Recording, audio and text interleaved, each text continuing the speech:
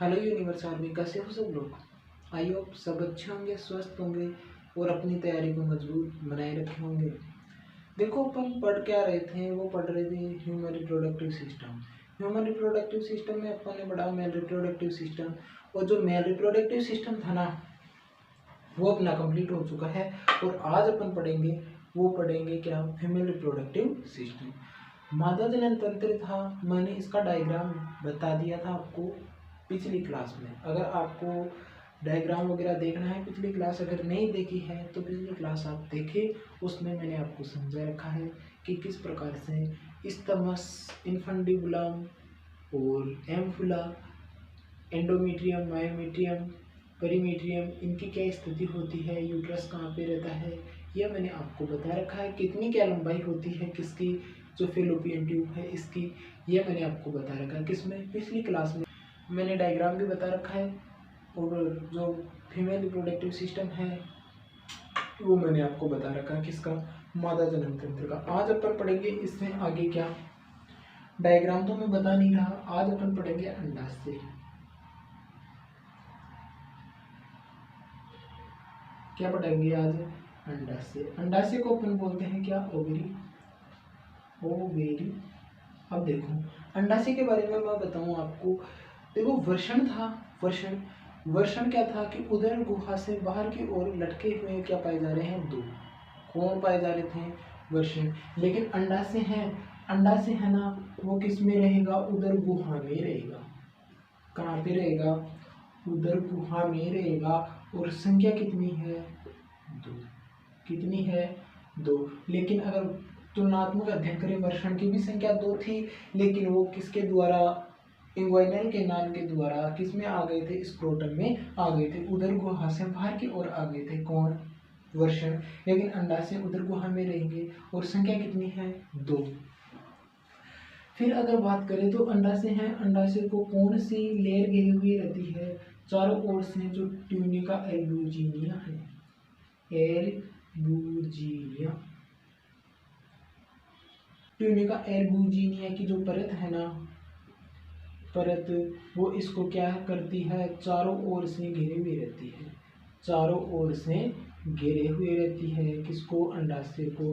अब वहां पे कौन घेरी हुई रहती थी, वो आपको पता है, क्यों, किसमें, नवजनन तंत्र में। तो मैंने आपको बताया अंडाशय उदर गुहा में रहते हैं और कितने, दो हैं। ठीक है, इसको अंडाशय को घेरी हुई परत कौन सी है, ट्यूनिका एल्बुजिनिया, जो कि चारों ओर से घेरी हुई रहती है। क्वेश्चन बन सकता है, हर एक लाइन क्वेश्चन बन सकती है। और अगर बात करें ये कहाँ पे विकसित होते हैं, विकसित कहाँ पे होंगे, विकसित व उपस्थित कहाँ पे, विकसित व उपस्थित कहाँ पे रहेंगे, वो रहेंगे बेटा उदर गुहा में। कहाँ पे, उदर गुहा में तो विकसित होंगे जीवन पर्यंत, पूरे जीवन में ही क्या, पूरे जीवन में ही अंडाशय कहाँ पे रहेंगे, उपस्थित रहेंगे उदर गुहा में। कहाँ पे रहेंगे, उदर गुहा में। विकसित भी उदर गुहा में, कौन, ओवेरिया, अंडाशय। लेकिन अगर वर्षण की बात करूं, वर्षण की बात करूं तो वर्षण के बारे में मैंने आपको बताया था, विकसित तो कहाँ पे हो रहे थे, उदर गुहा में। कहाँ पे, उदर गुहा में। लेकिन जन्म के बाद में, यानी 7 महीने के बाद में, 7 महीने के टाइम पर वो इन्वाइनल कैनाल के द्वारा स्क्रोटम में आ जाते हैं। लेकिन तो उपस्थित कहाँ पे थे, हमने देखे कहाँ पे, वो देख रहे थे कहाँ, उदर गुहा से बाहर स्क्रोटम में। कहाँ पे, स्क्रोटम में। कहाँ पे, स्क्रोटम में। ठीक है, ये आपको पहले से पता है, कौन सा, वृषण के बारे में, और मैंने अंडाशय के बारे में आपको बता दिया है।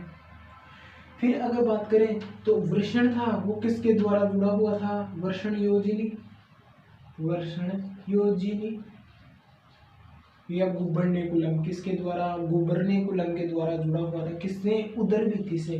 किससे, उदर भित्ति से। किससे, उदर भित्ति से। लेकिन अगर मैं बात करूं अंडाशय की, किसकी बात करूं, अंडाशय की, यह वृषण की बात है। अगर मैं बात करूं अंडाशय की, अंडाशय उदर भित्ति से किसके द्वारा जुड़े होगा, वो जुड़ा होगा अंडयोजिनी। हिंदी में तो सिंपल है, लेकिन हिंदी का नाम आता नहीं है, अंडयोजिनी। या फिर अगर बात करें तो वो होगा मीजो, किसके द्वारा, मीजोवेरियम के द्वारा जुड़ा रहेगा, किससे, उदरभित्ति से। तो आपको इतना समझ में आ गया होगा। इतना समझ में आ गया कि नहीं आया कि अंडाशय कितने होंगे, 2 होंगे, कहाँ पे उपस्थित रहेंगे, उदर गुहा में, विकसित भी कहाँ पे होंगे, उदर गुहा में, चारों ओर परत कौन सी घेरी हुई रहेगी, ट्यूनिका एल्बुजिनिया। वर्षण की बात मैंने बता दी थी, तो वर्षण की बात यहाँ पे नहीं लिखते हैं, यहाँ से मिटा देते हैं वर्षण की बात, ठीक है।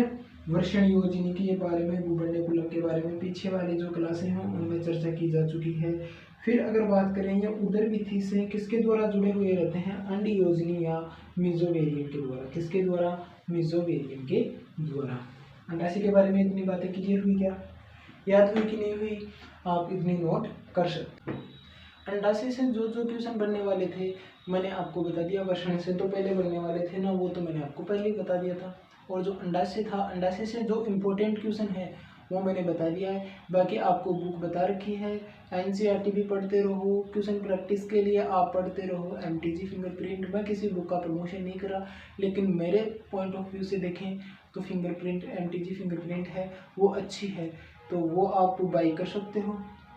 शायद क्वेश्चन बाहर जाएंगे जो मैं नोट्स पढ़ा रहा हूँ, लेकिन वो है कि अगर जितने अपन ज़्यादा क्वेश्चन सोल्व करेंगे तो क्वेश्चन आने के तरीके पता चल जाएगा। अगर मैं बात करूँ, अगर मैं यहाँ पे क्वेश्चन सोल्व कराऊँ तो वो अब इम्पॉसिबल है, क्योंकि मेरे पास भी इतना टाइम नहीं है और आपके पास भी शायद इतना टाइम नहीं होगा कि क्लासें लें। और अगर अपन खुद से ज़्यादा क्वेश्चन सोल्व करेंगे ना तो अपने को ज़्यादा समझ में आएगा, बजाय अगर मैं करवाऊँगा तो आप खुद से प्रिपेयर करें। और अगर आपको क्वेश्चन नहीं समझ में आते हैं और अगर नहीं आ रहा तो आप, मैं हर मेरी क्लास के नीचे डिस्क्रिप्शन में टेलीग्राम लिंक देता हूँ, वहाँ से अगर मेरे को से कॉन्टेक्ट कर सकते हो, या फिर जो वीडियोज़ हैं अपनी क्लासें हैं उन पे आप कमेंट सेक्शन में वो क्वेश्चन डाल सकते हो, ताकि मैं नेक्स्ट क्लास में है वो आपके क्वेश्चन का आंसर दे पाऊँ। तो अब पढ़ेंगे क्या, फेलोपियन ट्यूब। फेलोपियन ट्यूब या नलिका, फेलोपियन ट्यूब बोल दो या नलिका बोल दो। फेलोपियन ट्यूब के मैंने डायग्राम में 3 पार्ट बताए थे। कौन कौन से 3 पार्ट बताए थे, कौन कौन से पार्ट बताए थे, हाँ कौन कौन से पार्ट बताए थे। एक तो बताया था मैंने इनफंडिबुलम,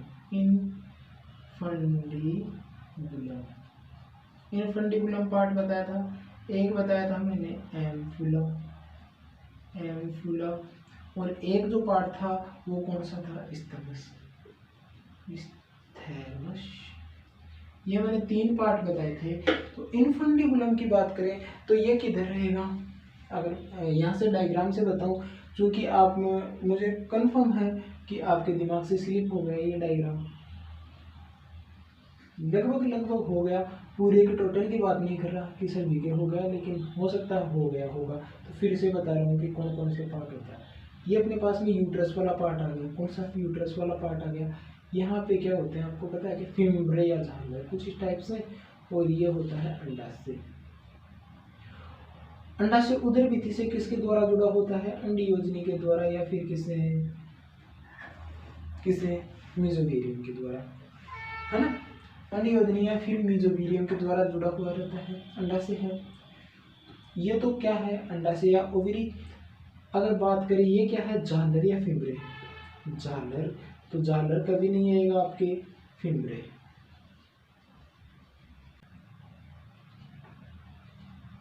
क्या है, फिम्ब्रे, झालर या फिम्ब्रे।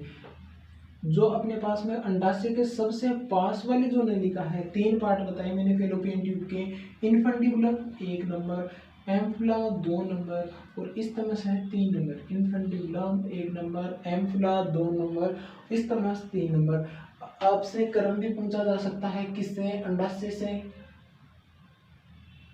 यूट्रस की ओर या यूट्रस से अंडाशय की ओर, ये क्रम भी पूछ सकते हैं। फेलोपियन ट्यूब के कितने पार्ट हो सकते हैं ये भी पूछ सकते हैं, तो आपको क्रम ध्यान रखना है। तो इनफंडिबुलम है वो अंडाशय के सबसे नजदीक है, कौन सी, इनफंडिबुलम।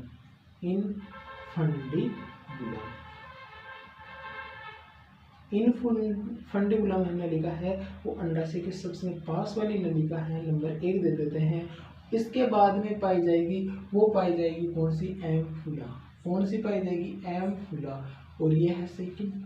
फिर अगर बात करें तो स्थैमस कौन सी है, इस्थमस। और ये कौन सी है, तीसरी नंबर। 3 नंबर की बात करें तो ये तो तीनों मिलकर कौन सी बना रही है, फेलोपियन ट्यूब। फेलोपियन ट्यूब, एम्फुला और जो इस्थमस है इनके बारे में बताऊं तो इन्फंटिबुलम और इस्थमस के मध्य कौन सी नलिका पाई जा रही है, या फेलोपियन ट्यूब की कौन सा पार्ट पाया जा रहा है, वो पाया जा रहा है एम्फुला। कौन सा पाया जा रहा है, एम्फुला।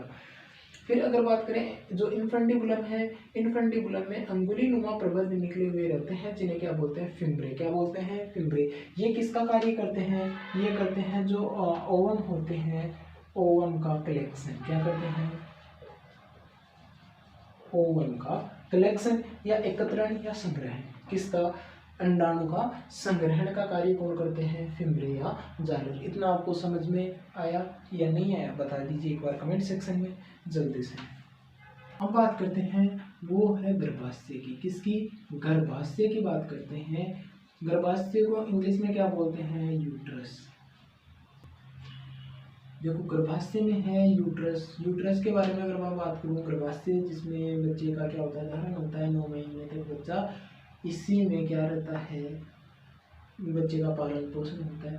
तो अगर बात करें परत या लेयर, परत की बात करें कितनी होती है, 3 परत होती है। कितनी होती है, 3 परत होती है। कौन सी, 1 नंबर, 2 नंबर और 3 नंबर। मैंने ये परत आपको बता रखी है। कौन कौन सी, बाहरी कौन सी होती है, पेरीमीट्रियम। क्या होती है, पेरीमेट्रियम। सेकंड की होती है वो होती है मेसोमेट्रियम, मेसोमेट्रियम। और जो अंदर ही अंदर की होती है वो होती है एंडोमेट्रियम। क्या होती है, एंडोमेट्रियम। 3 प्रकार की परतें होती है। पहली होती है पेरीमीट्रियम, दूसरी होती है मेसोमेट्रियम, तीसरी होती है एंडोमेट्रियम। जो बाह्य है ये कौन सी है, बाह्य परत है। मैंने बता रखा है पहले से, लेकिन क्वेश्चन आ जाए तो एक बार और आप देख लो और अपने नोट्स में ऐड कर लो कौन सी, गर्भाशय के बारे में। अगर यहाँ पे मैं नहीं पढ़ाता तो आपके हो जाता है कि पढ़ाया नहीं। बाकी मैंने ये जो पढ़ा रहा हूँ ना वो मैंने आपको डायग्राम में बता रखा है पहले से। तो अगर पेरीमीट्रियम की बात करें, ये होती है सबसे बाह्य, और ये क्या होती है, झिल्ली होती है। क्या होती है, झिल्ली। और ये क्या होती है, मध्य पेशीय, पेशी टाइप की होती है। कौन सी, मेसोमेट्रियम होती है। और ये कौन सी होती है, मध्य। अगर बात करें ये कौन सी होती है, एंडोमेट्रियम, किस प्रकार की होती है, ग्रंथि पे उत्तक से बनी होती है। और ये कौन सी होती है, भीतरी ग्रंथि होती है। कौन, एंडोमेट्रियम। पेशी होती है मेसोमेट्रियम। और जो झिल्लीनुमा होती है वो होती है पेरीमेट्रियम। मैंने आपको डायग्राम से भी बताया था, आपको कुछ इस प्रकार से अभी तो बनाया था ये डायग्राम। और ये लो, और ये लो। तो मैंने बताया था आपको ये कौन सा, एंडोमेट्रियम तीसरे नंबर की, ये मेसोमेट्रियम दूसरे नंबर की, और ये पेरीमेट्रियम 1 नंबर की। ठीक है, ये मैंने आपको परतें बताई थी। कौन से, जस्ट जो पीछे वाली क्लास है ना, पीछे वाली जो क्लास है उस क्लास में मैंने आपको बताई थी कौन सी, एंडोमेट्रियम, पेरीमेट्रियम और मेसोमेट्रियम के बारे में। इतना आपको समझ में आ गया होगा। हम देखते हैं नर जनन ग्रंथि अपन ने पढ़ी थी, उसी टाइप से अपन पढ़ेंगे मादा जनन ग्रंथि। नर जनन ग्रंथि थी वो कितनी थी, 3 थी। क्या, कौन कौन सी थी, एक बार कमेंट सेक्शन में बता देना, मैं नहीं बताऊंगा कितनी थी। लेकिन मादा जनन ग्रंथि कितनी है, 2 टाइप की है। कितनी, 2 टाइप की है। कौन कौन सी, वो अपन देखते हैं। एक तो है बार्थोलीन ग्रंथि, बार्थोलीन ग्रंथि कौन सी है, बार्थोलीन ग्रंथि या ग्लैंड बोल देते हैं, रिप्रोडक्टिव ग्लैंड। और एक अपने पास में कौन सी है ग्रंथि, वो है स्किन ग्रंथि, स्किन ग्रंथि। बार्थोलीन ग्रंथि है सबसे बड़ी ग्रंथि। कौन सी है, बार्थोलीन बड़ी ग्रंथि आती है, इसमें बार्थोलीन ग्रंथि है। और छोटी ग्रंथि है स्किन ग्रंथि। अभी इनकी व्यवस्था कौन सी होती है, क्या होती है, वो अपन देखेंगे। कैसे देखें, तो अगर बात करें बार्थोलीन ग्रंथि के बारे में,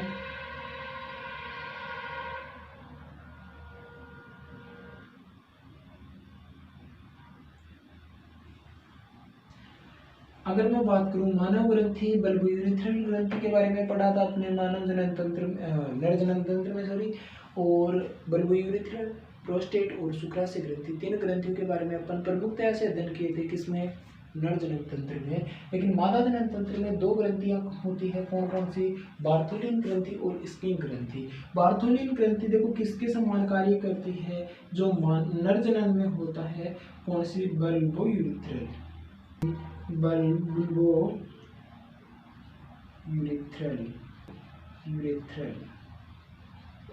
बल्बोयूरेथ्रल ग्रंथि के संजातीय कार्य करती है। संजातीय, ये क्वेश्चन बन सकता है कौन सा?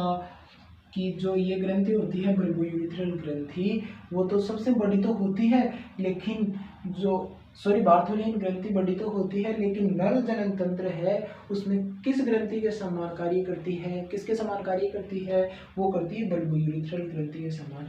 इस ग्रंथि का क्या कार्य था? देखो ये पाई कहाँ पे जाती है? कौन सी? बल्बोयूरेथ्रल ग्रंथि वो पाई जाती है जो योनि के है छिद्र, योनि का छिद्र है ना, उसके दोनों ओर, योनि के छिद्र के दोनों ओर,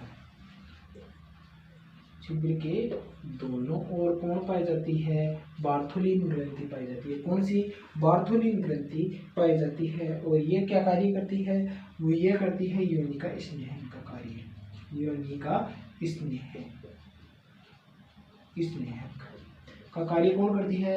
बार्थोलिन ग्रंथि। स्नेहक के बारे में आप फिजिक्स में पढ़ते हो।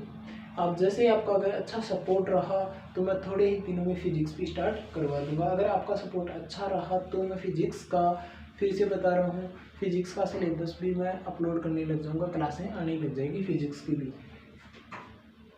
तो आप ज़्यादा से ज़्यादा अच्छा सपोर्ट दिखाएं। तो फिजिक्स के बारे में, अब स्नेह का मतलब क्या होता है? लुब्रिकेशन। लुब्रिकेशन का मतलब होता है चिकनाहट। तो योनि को चिकना, जो चिकना कौन करता है? वो करता है कौन? बार्थोलिन ग्रंथि। बार्थोलिन ग्रंथि के बारे में बात करें तो नर जनन तंत्र होता है, उसमें यूरिथ्रल, बल्बोयूरेथ्रल जो ग्रंथि होती है उसके समजातीय ग्रंथि कौन सी है? बार्थोलिन ग्रंथि है। स्किन ग्रंथि की बात करें तो नर जनन तंत्र में जो प्रोस्टेट ग्रंथि है, प्रोस्टेट ग्रंथि है उसके समजातीय है, प्रोस्टेट ग्रंथि के समजातीय है कौन? स्किन ग्रंथि है। स्किन ग्रंथि मूत्र जो मार्ग है, मूत्र मार्ग के नीचे की ओर क्या होती है? स्थित होती है कौन? स्किन ग्रंथि नीचे की ओर स्थित है ना। तो मादा जनन ग्रंथि है, दो प्रकार की होती है, बार्थोलिन ग्रंथि होती है, स्किन ग्रंथि होती है, जिसमें बल्बोयूरेथ्रल ग्रंथि के समान जो समजातीय होती है बार्थोलिन ग्रंथि होती है, प्रोस्टेट के समजातीय ग्रंथि होती है वो होती है स्किन ग्रंथि। इतना आपको समझ में आया होगा। यहाँ से इस टाइप के क्वेश्चन बनते हैं जो मैंने बताया, समजातीय के और कार्य का क्वेश्चन बनता है, और इनकी स्थिति के बारे में पूछा जा सकता है। जो सामान्य क्वेश्चन बनते हैं, सामान्य क्या, जो डीप से डीप क्वेश्चन बनता है ना यहाँ से, वो मैंने आपको बता दिया है। और इससे भी ज़्यादा डीप क्वेश्चन लगाने हैं तो आप लगाओ, और बाकी मेरे पास में अगर आपको सोल्यूशन नहीं मिल रहा है तो मेरे पास में शेयर कीजिए, तो मैं आपको बताऊँगा, है ना। कि अपन क्या क्या पढ़ेंगे उनके बारे में बताया था कि अंडाशय के बारे में पढ़ेंगे, किसके बारे में? अंडाशय के बारे में पढ़ेंगे, गर्भाशय के बारे में पढ़ेंगे, फेलोपियन ट्यूब के बारे में पढ़ेंगे, और किसके बारे में?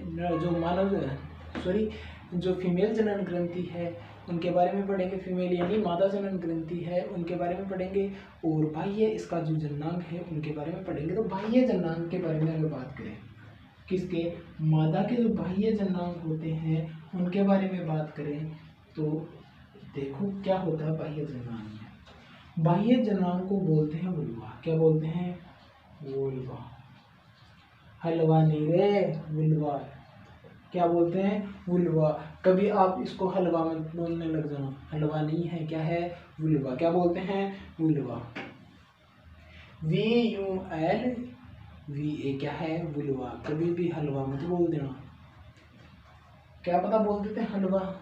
अपनी जो इंग्लिश है वो तो बहुत अच्छी है, राजस्थानी की तो इंग्लिश तो, बाकी मेडिकल वाले हैं वो नहीं करते। शायद आपसे ये उम्मीद करता हूँ कि आपका उच्चारण शुद्ध होगा।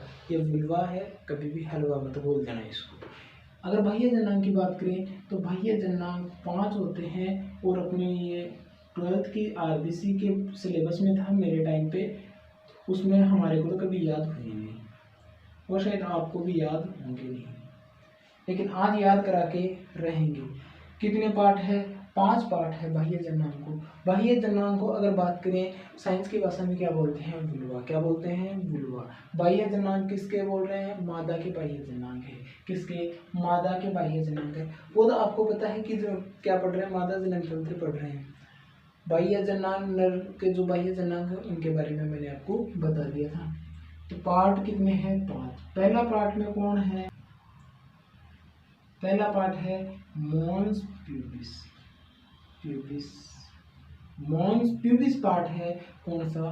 पहला। बाह्य जनांग में ये जो अपने पास में वेजाइना वाला हिस्सा आता है, वेजाइना के हिस्से में जो ऊपरी ओस्ट आते हैं, ओस्ट आते हैं, क्या आते हैं? ओस्ट आते हैं, जहाँ पे यानी कि वो रहते हैं, जहाँ पे क्या होता है, जो ओस्ट वाला पार्ट आता है उसमें बांटा गया है। फिर वेजाइना आ जाएगी, अंदर सर्विक्स आ जाएगी, गर्भाशय आ जाएगी या यूट्रस आ जाएगा। तो पहला पार्ट कौन सा है? सर्वप्रथम वाला पार्ट कौन सा है? वो है मॉन्स प्यूबिस। जो दूसरा पार्ट है लोबिया माइजोरा। पहला पार्ट है ना बाह्य जनांग का, वो है मॉन्स प्यूबिस। दूसरा पार्ट है लोबिया माइजोरा या मेजोरा। और जो तीसरा पार्ट है वो है लोबिया माइनोरा। चौथा पार्ट है वो है हाइमन। और जो 5वां पार्ट है ना वो क्या है? अगर मैं बात करूँ तो मॉन्स प्यूबिस पहला पार्ट है किसका? बाह्य जनांग में। जो वुल्वा है, वुल्वा में जो बाह्य पार्ट है वो कौन सा है? Mons pubis. दूसरा पार्ट है लोबिया माइजोरा। तीसरा पार्ट है लोबिया माइनोरा। चौथा पार्ट है हाइमन। और जो 5वां पार्ट है वो है क्लिटोरिस। यहाँ से कौन कौन से? क्लिटोरिस बोल दो इसको, क्लिटोरिस बोल दो। क्लिटोरिस अच्छा रहेगा, उच्चारण अच्छा रहता है क्लिटोरिस। देखो अगर बात करें अपनी तो इंग्लिश है, वो पीछे बात कर रहा था ना मैं, इंग्लिश है और इंग्लिश में उच्चारण अपना तो खतरनाक है। हिंदी का ही उच्चारण अपना इतना ज़बरदस्त है, तो इंग्लिश तो फिर भी वो है ना। देखो अपन कहाँ पे हैं? यहाँ पे ना तो इंग्लैंड की ओर जा रहे हैं अपन और ना पूरे अपने सनातन की ओर रह रहे हैं। अपन है यहाँ पे, इंग्लैंड की ओर भी चले जाते हैं और सनातन की ओर भी आ जाते हैं। ना तो अपन संस्कृत बोल पाते हैं और ना ही इंग्लिश बोल पाते हैं। अपन है बीच में, दोनों भाषा बोलते हैं, दोनों का ही बंटा डाल है। तो अगर बात करें मॉन्स प्यूबिस बाहर वाला पार्ट है, लोबिया माइजोरा इसके अंदर वाला पार्ट है, फिर इसके अंदर लोबिया माइनोरा पाया जाता है, इसके अंदर हाइमन पाया जाता है और सबसे भीतर की ओर पाया जाता है वो पाया जाता है क्लिटोरिस। कौन सा पाया जाता है? क्लिटोरिस। क्लिटोरिस की अगर बात करें ये किसके होता है? जो नर जनन तंत्र है, नर में जो सीसन है, मीन्स सीसन के समान क्या है? सीसन के समान क्या है? क्लिटोरिस। सीसन के समजातीय क्या है? क्लिटोरिस। समजातीय बोल दो या सम्मान अंग बोल दो, सीसन के सम्मान अंग या समजातीय। अब ये समजातीय सम्मान अंग ये क्या होते हैं? वो इकोलॉजी में पढ़ेंगे, अपन यहाँ पे नहीं पढ़ेंगे। हाइमन की बात करें, क्वेश्चन 2 से ही आता है हाइमन और क्लिटोरिस। इनका क्रम पूछा जा सकता है 1 2 3 4 5 वाला। मॉन्स प्यूबिस बाहर की ओर, लोबिया माइजोरा, लोबिया माइनोरा, हाइमन के बाद में क्लिटोरिस। क्लिटोरिस से यही 1-2 बार क्वेश्चन बना हुआ है कि जो सीसन के समान जो अंग है वो कौन सा है मादा में? वो है क्लिटोरिस। और यह क्लिटोरिस के समान जो अंग है नर में वो है सीसन या पेनिस। इतना आपको समझ में आया होगा। अगर क्लास आपको अच्छी लगती है तो आप ज़्यादा से ज़्यादा अपने दोस्तों के पास शेयर कीजिएगा, अपने रिश्तेदारों के पास शेयर कीजिएगा। जिन बच्चों को इस क्लास की नीड है उन बच्चों तक आप शेयर कीजिए। और बाकी अगर आपका सपोर्ट अच्छा रहा तो जल्दी अपन फिजिक्स या फिर केमिस्ट्री की एक सब्जेक्ट उनमें से ले लेंगे, लेकिन आपका सपोर्ट अच्छा रहना चाहिए। मिलते हैं जल्दी नेक्स्ट क्लास में, तब तक के लिए जय हिंद जय भारत।